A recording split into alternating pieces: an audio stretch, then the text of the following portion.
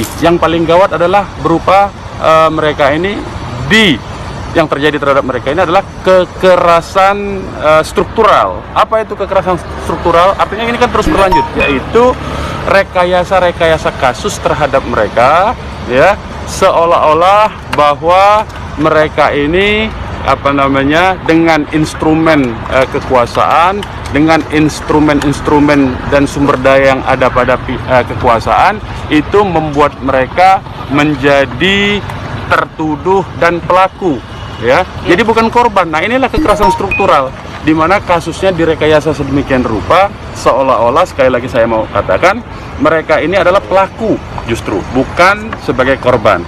Dan itu sudah terbukti, ya, kekerasan struktural ini dengan dijadikannya atau dengan dipanggilnya wartawan juga, salah satu wartawan FNN dipanggil hari ini menghadap ke Barreskrim, dipanggil sebagai saksi, padahal kan dia cuma memberitakan. Nanti kalau anda ini memberitakan, ini dipanggil saksi juga, padahal cuma memberitakan investigasi ke lapangan, dipanggil dalam perkara 170, kan aneh itu.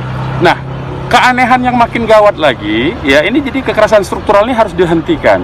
Kenapa? Tadi kan di awalnya dikatakan ada tembak-menembak, kemudian ada serangan, tetapi kemudian berubah, ya, bahwa mereka ditangkap. Setelah diinvestigasi oleh teman-teman wartawan di sana, ternyata tidak ada tembak-menembak di lokasi KM 50. Kemudian terjadi serangannya di atas mobil.